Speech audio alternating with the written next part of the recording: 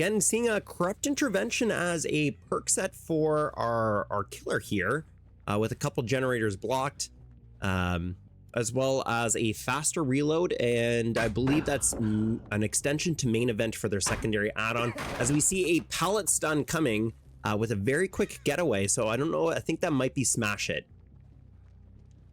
All right, it looks like we did lose sight on Velo Cheerio here. Sophie's going to want to go around and try to find some more survivors. We do have eyes locked in on scratch marks here still, leading towards a gen with progression going on.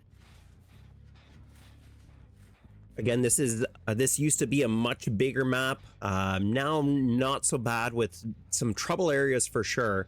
But again, why this could work in the Trickster's favor is that there's plenty of tiles that do have some medium height, which means that Trickster's Blade can play a part here. The nice thing that they also changed too is that this map also used to be very red. So they're gonna be it's gonna be a lot easier now to see scratch marks after the changes. It looks like we do got our first dedicated chase here with Ratty Rods. Ratty Rods, who's an excellent survivor main, got their first hit on the vault there. Yeah, nice little vault there.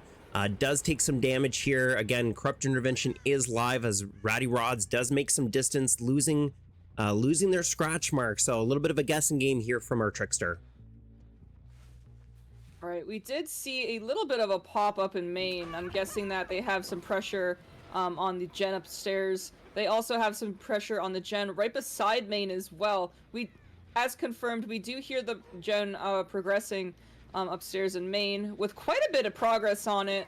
It looks like whoever was working on it did jump down, so Sophie decides not to pursue that and start pressuring the other gens as well. Nice little early game play here, spreading out your damage states as much as possible, especially with Corrupt Intervention. That's literally what you're trying to do, is getting as many damage states in before applying pressure. But we're seeing a full squad heal here with Corrupt Intervention now down, looking to avoid kicking that pallet here, going back to the main gen, seeing it's still regressing. So the nice thing what these survivors are also doing for themselves is they are also spreading progression apart. They're not working on gens together. They are currently working on separate gens. That's going to put a lot of pressure on the killer at the beginning of the game. Usually when someone's working together on a gen, the killer's able to go and chase them both off at once and keep both in sights. But it looks like here they are just working on separate gens and working on different gens at that. Really smart stuff from our survivors, spreading out the love on those generators. Now, to guard that main generator, again, that's a generator that I'm not a huge fan of. We're seeing Repressed Alliance getting more play here as they are looking to protect that gen with another gen pop, or their first gen popping.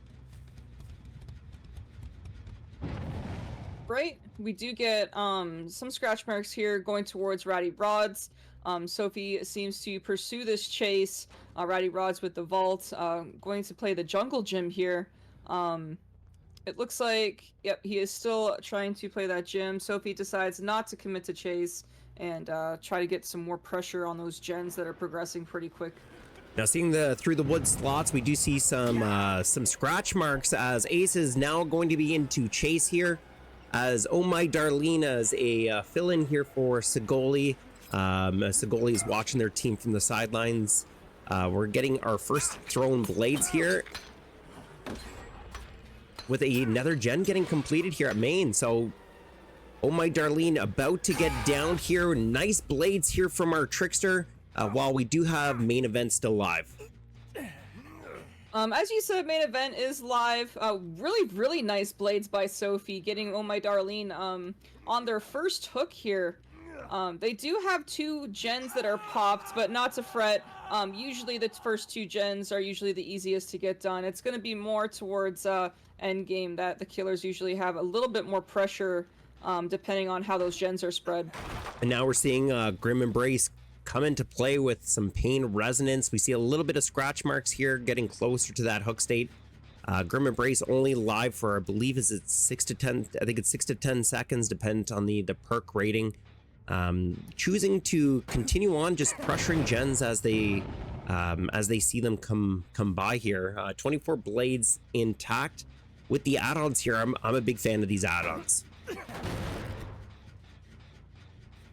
Right. We also have Surge into play as well.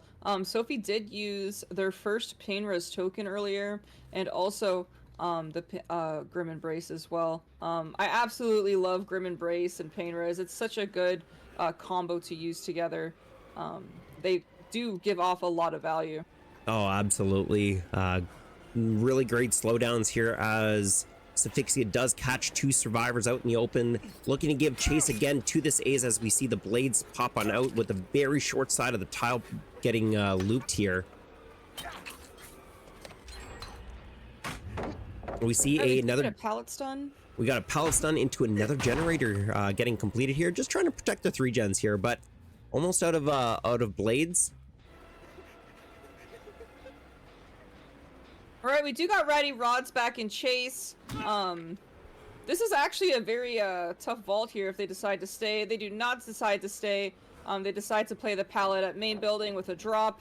That's going to give Ratty Rods a little bit more distance from Sophie, and we'll get them a little bit further out before they get that second hit in. Nice little mind game here by Ratty Rods, doubling back on their chase, doubling back a secondary time. Just trying to take chase away from those generators, allowing their teammates to likely get some progress done there. All right, we got it down on Ratty Rods. We're going to go for our second hook of the game here. Whether they get a Scorch hook or not, it's all going to depend on RNG.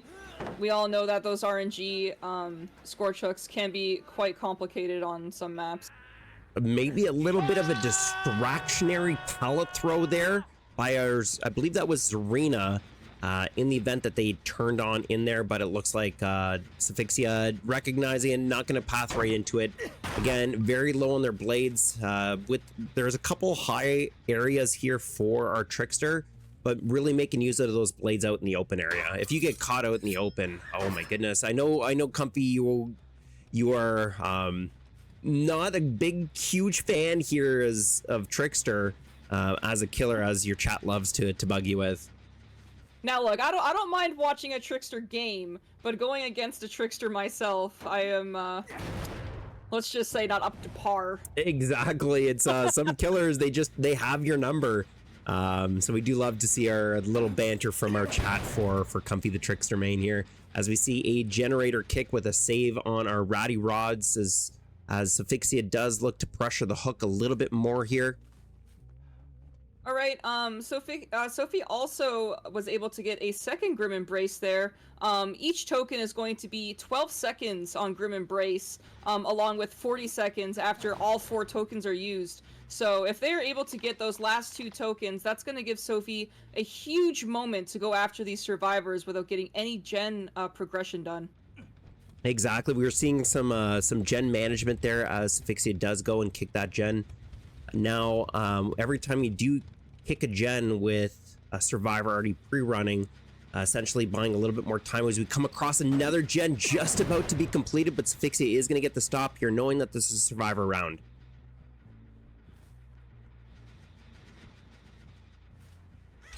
Right, it looks like they did get their 4th gen done. They do have quite the spread here. They do have 2 separate gens on each side of the map.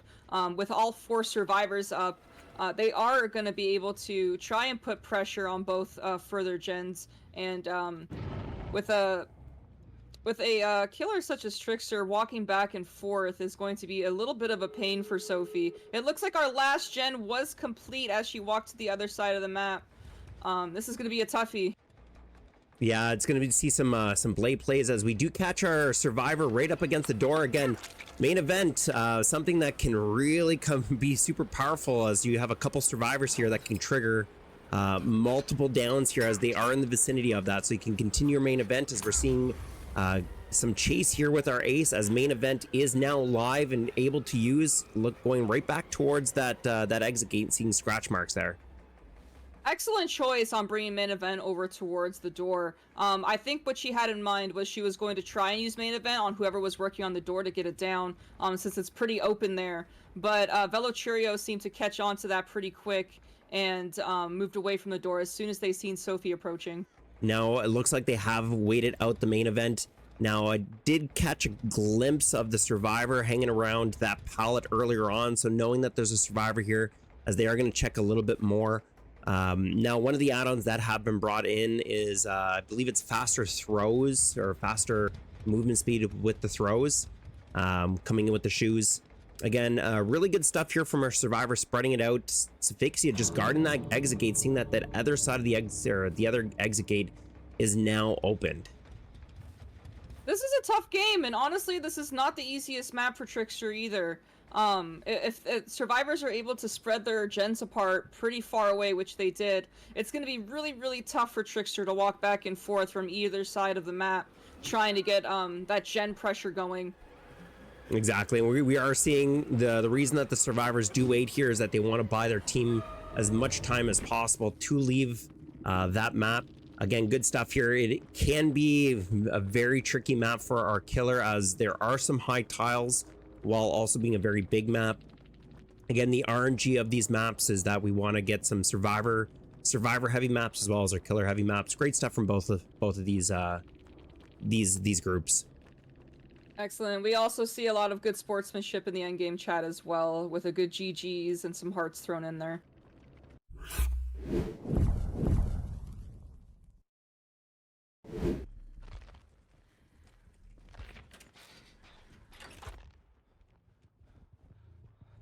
All right, we got Araya to start, where he looks like he is starting to look for the survivors, trying just to figure out where everybody is.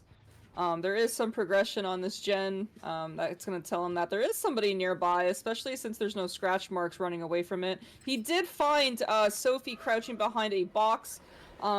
We have our first chase here. Yeah, Trickster main against, or like a Trickster main versus their Trickster. We're going to see some really good plays here, as it looks like there's some spicy bones that we just passed here with our first gen getting out of the way here. It looks like the spicy bones that was walked by is Blood Favor, which really can come in handy for Trickster. Nice 360 here by Sufixia, avoiding some damage here. Really nicely done, as we are going to get it down here, but that's going to delay it a little bit further. Still not optimizing that to main event until right now, as we see a main event trigger, as the Meg is very close by for a potential save. Getting a damage state into more. A little bit of a change up here with another down here for our Trickster. Right, it looks like they are picking up Misfortunate. They did not feel safe picking up Sophie with Misfortunate around, especially with that flashlight in hands. We do get our first hook of the game on Misfortunate, a fresh hook. That Blood Favor is going to be a problem if they don't find the totem ASAP. Exactly, and with this map, they do have a bunch of, I'd say, medium to high pallets. They are going to be a little bit more unsafe, and they're just going to have to continue to run, as they do end up getting the pickup on Sufixia, so avoiding a two hook scenario here, which is very strong from our survivors, as we do catch a survivor coming right off of hook, so a very early save. But and it's actually a great timing for the main event, but we are going off of the survivor and chase here. All right, we also got a Grim Embrace, 12 seconds on that. It looks like they are going after Dr. Dolphin. I can see what they kind of wanted to do. They wanted to get their main event and go after a fresh survivor. Get that survivor down quickly. Some really good looping here from Dr. Dolphin, as they did take the main event and kept running the short side of a high loop, which just leaves Trickster a little bit too slow to chase down at that point. Nice little cancel here with a locker reload and continuing chase here, not losing a single beat. All right, it looks like Araya is trying to take advantage of some of those nooks and crannies and low and high walls. I'm trying to throw some knives over the walls to try and hit the survivor. Survivor is going to try and greed this pallet here to try to avoid that hurting blade, which Araya was able to get. Now, again, Blood Favor was live there. We're actually going to see a lot of use from Blood Favor, as Araya does go and get the down with the M1. Just getting the damage state in there. Again, great use of the blades here, as we are going to see another generator pop with a fresh set of hooks placed on Dr. Dolphin Arfang. All right, we did get another token of Grim Embrace going off. That's going to cover the gens for 12 more seconds. We also got another token off for Pain Res. So whatever the highest generator was, it will be shaven off by 20%.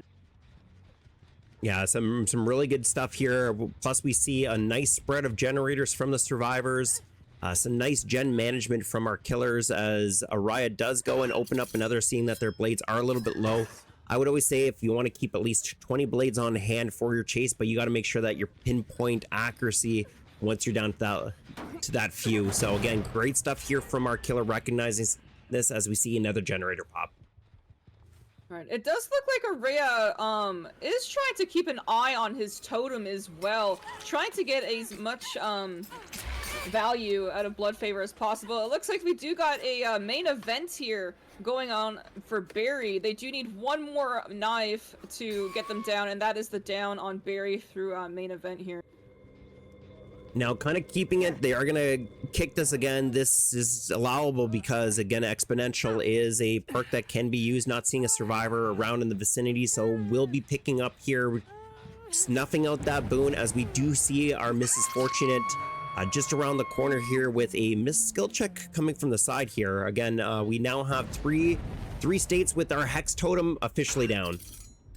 All right, that is a removal of Blood Favor. So they'll be able to use the pallets at their disposal now.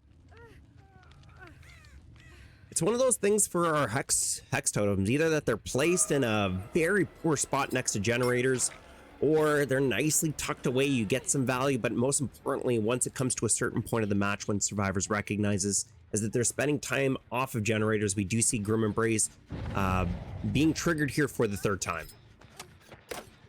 Right, so if Araya here is able to get that last token of Grim, those generators will be covered for the next 40 seconds, allowing Araya to try and get pressure on the survivors and get into chase more often instead of kicking.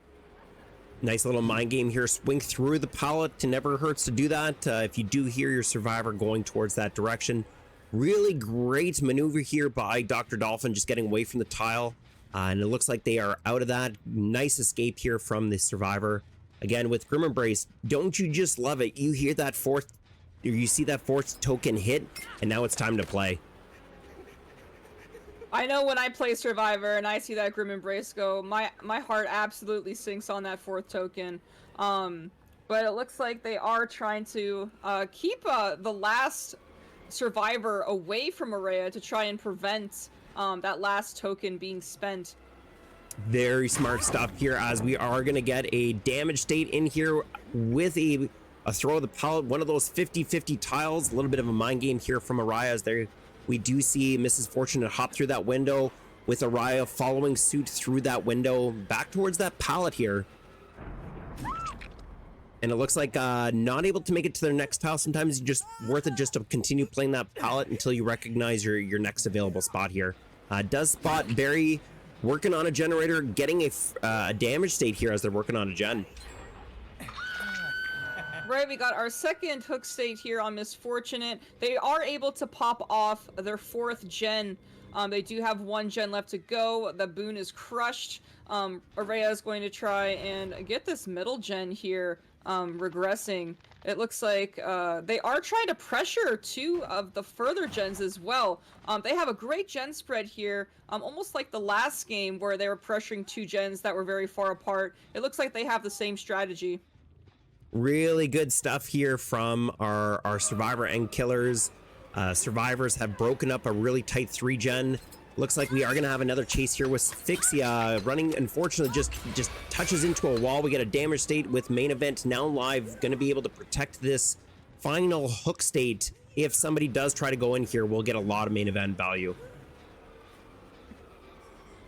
Right, it does look like Dr. Dolphin is here trying to get that save and succeeds in getting that save. However, Araya did have main events in their disposal here. Getting down Dr. Dolphin and going after trying to hit the remaining knife states of Misfortunate here.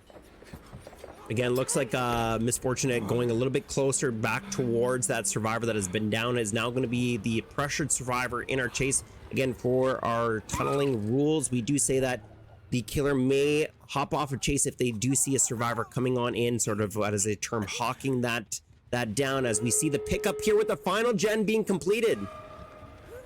We do get a flashbang attempt, however, it was not executed. Araya was already way too close to the hook. We do have an injured Dr. Dolphin trying to take advantage of this loop here with the pallet still available. It looks like they do get the down, unfortunately, though. Now again, Dr. Dolphin has been hooked already. Suffixia taking the bait here, as we do see an exit gate that is primed and ready for an escape here. Now this is possible, and at this point they are going to look to play for some points here. Now if they've kept tally of the available points, we are going to see a reload here as Barry does leave the match, and Suffixia following suit, meaning that Dr. Dolphin out of the game here with one of the survivors fully healthy leaving. Great game, everyone. What an exciting trickster round to call here. Great stuff by everyone involved.